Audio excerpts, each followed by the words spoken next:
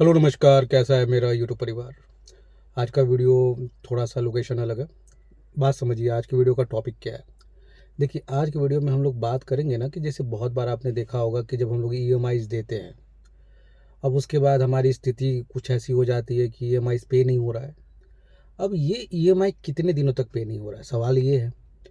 कई बार ईएमआई 2 महीने, 3 महीने, 4 महीने, 5 महीने और ऐसे करते करते कई बार 1 साल तक ईएमआई पे नहीं होता है। हमारी आर्थिक स्थिति अलाउ नहीं करती, क्योंकि पैसे हैं नहीं तो हम लोग ईएमआई पे नहीं कर पाते। अब 1 साल तक ईएमआई नहीं जा रहा है। अब सवाल ये उठता है कि अगर हम लोग 1 साल ईएमआई नहीं देते हैं तो बैंक के पास क्या क्या ऑप्शन आता है, क्योंकि लीगल एक्शन तो लेगा। एक बात समझिए कि कोई भी बैंक, एनबीएफसी कंपनी के पास एक टाइम स्लॉट होता है, वो है 6 महीने का। अगर 6 महीने में आप पैसे देते हो, पैसे नहीं देते हो, ये पूरी तरह से डिसाइड करता है कि बैंक का आगे का जो कार्रवाई है वो कैसे करना है।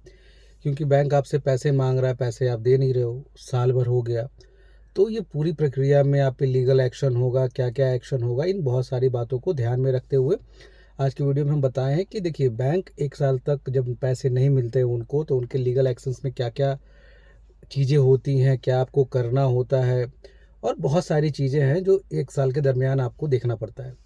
हर चीज़ों के बारे में बताएंगे, कोशिश यही करेंगे कि साधारण शब्दों में हम आपको समझाएं, ताकि आप अपने जान पहचान वालों को या किसी को भी अगर ज़रूरत हो तो उसको आप ये बात समझा सको। और ये बात आपको क्लियर होना बहुत ज़रूरी है। देखिए, जब भी हम लोग कोई भी लोन लेते हैं तो लोन के जो पेपर्स होते हैं वो हम लोग पढ़ते नहीं हैं। मैं ये मान के चलता हूँ कि मेरे जितने भी सब्सक्राइबर हैं या जो भी आमतौर पे जो भी इस वीडियो को देख रहे हैं, उनके पास ये कॉमन प्रॉब्लम है कि वो लोग पेपर्स नहीं पढ़ते, डॉक्यूमेंट्स नहीं पढ़ते। और बैंक क्या करते हैं, इसका फ़ायदा उठाते हैं कि अनाप शनाप पेपर पे आपके साइन लेते हैं, अनाप शनाप ढंग से आपसे सारी चीज़ें। और देखिए, इसका मेन कारण क्या है, जो मैंने देखा है कि जब लोगों को लोन चाहिए होता है वो हर बात पे एग्री करते हैं। वो ये नहीं पूछते हैं कि अगर हम लोन नहीं पे करेंगे तब क्या होगा। देखिए, कभी भी आप लोन लीजिएगा, फ्यूचर में इस बात को ध्यान रखिएगा। इस चीज़ों पे कम ध्यान दीजिए कि हमें लोन मिल रहा है, इस चीज़ों को पे ज़्यादा ध्यान दीजिए कि अगर हम लोन नहीं चुका पाए। होता है, इंसान है कि मान लीजिए हम लोन नहीं रीपेमेंट कर पाए तो हमारे साथ क्या क्या मजबूरी होगी। देखिए, जब भी हम लोग लोन लेते हैं तो सबसे पहले जो सिक्योर अनसिक्योर लोन होता है उसमें दो ही चीज़ें हैं।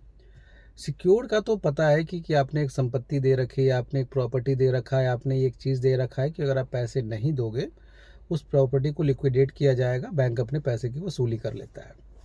अब समस्या क्या होती है अनसिक्योर्ड लोन में, क्योंकि लोगों के मन में बहुत सारी चीज़ें हैं। बहुत सारे लोग आज तक ये सोच रहे हैं कि सर हमने तो कोई चेक नहीं दे रखा है। ईसीएस भी चेक का ही इलेक्ट्रॉनिक मोड है। अब इसमें क्या होता है कि सज़ा भी सेम है, कार्रवाई भी सेम है, पेनल्टीज़ भी सेम है। बस फ़र्क इतना होता है कि चेक वाले में वो जो मन करता है वो अमाउंट डाल देते हैं, ईसीएस वाले में जो आपका बाउंस है उसको डाला जाता है।